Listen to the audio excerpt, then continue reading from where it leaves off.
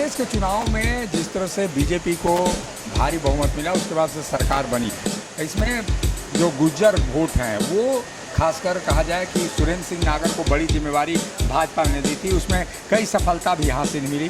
और जिस तरह से उत्तर प्रदेश के पश्चिमी इलाके में इनका प्रभाव है, उसका पार्टी ने भरपूर इस्तेमाल किया। सर, ये पार्टी लगातार भरोसा की गुज्जर वोटों को लेने के लिए, और उसमें आप सक्सेस भी हुए, जिम्मेवारी दी थी पार्टी। देखिए, इस जीत का अगर श्रेय मैं कहूँ तो इस देश के प्रधानमंत्री नरेंद्र मोदी जी की जो नीतियाँ हैं, जो गरीबों के लिए उन्होंने काम किए हैं, उनकी जीत है। उत्तर प्रदेश के मुख्यमंत्री योगी आदित्यनाथ जी की कानून व्यवस्था, बहन बेटियों की सुरक्षा और माफियाओं को जेल में भेजने का जो काम किया है, ये उत्तर प्रदेश में उसकी जीत है।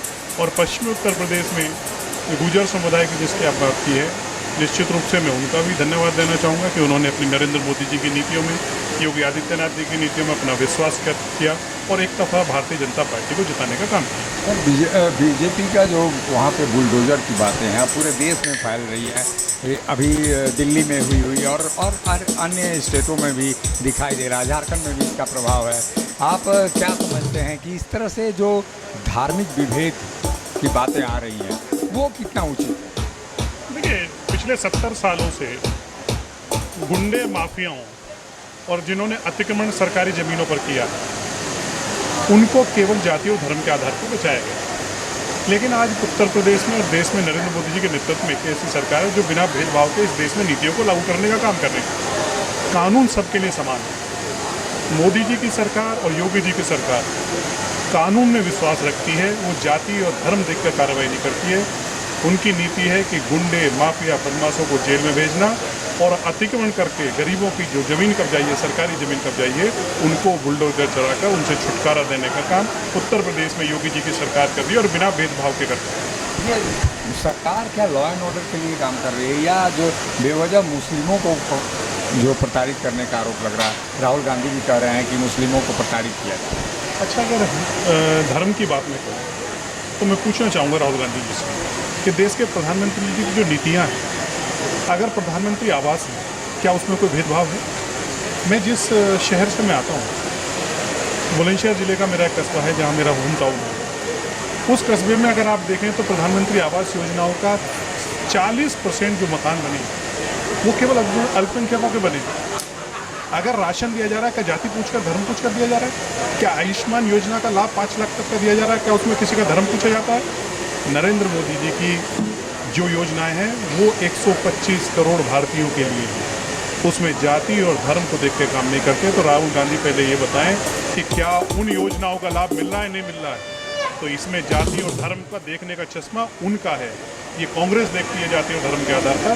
भारतीय जनता पार्टी इस देश में गरीबों के लिए, आम व्यक्ति के लिए काम करने का काम कर रही है और सभी जाति धर्म को लिए योजनाओं का लाभ देने का काम कर रही है। लेकिन हाँ, एक बात जरूर है कि जो कानून का राज कायम करने का बात हम इस देश में और इस उत्तर प्रदेश की खासतौर से बात करना चाहूँगा, मोदी और योगी सरकार ने करने का काम किया। हमारा बुलडोजर जाति और धर्म नहीं देखेगा, वो माफिया देखेगा, गुंडा देखेगा, बदमाश देखेगा। और अगर वो जमीनों पर कब्जा करेंगे, उन पर बुलडोजर उत्तर प्रदेश में चला है, पूरे देश में चलेगा। तो बता रहे थे कि बुलडोजर जो है माफियाओं पर चलता है, और ऐसी स्थिति में बुलडोजर की जो परिकल्पना है वो माफिया और गुंडागर्दी खत्म करने की है। सहयोगी शिल्पी के साथ अशोक कुमार, मुखर संवाद, रांची। दुर्गा महारानी सेना जिंदाबाद, जिंदाबाद जिंदाबाद। धरती गगन में गूंज रहा है जय माता दी, जय माता दी। पर्वत चमन में गूंज रहा है जय माता दी, जय माता दी। बच्चा बच्चा बोल रहा है जय माता दी, जय माता दी। उस्ताद, आफत में पड़ी है जान। उस्ताद, उसके हाथ में तलवार है।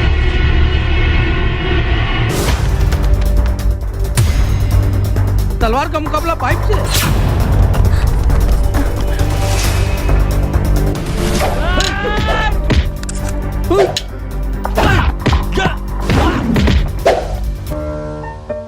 अरे वाह, आप तो हीरो हो।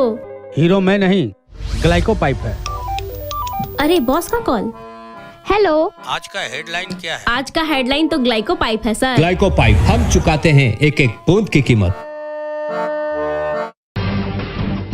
जब टूटती है आस, जब थकती है सांस, जब रूठते हैं अपने, मुंह मोड़ता है जमाना, जब अंगड़ाई लेता है संकल्प, फिर बनती है कहानी, बनते हैं अनमिट निशान।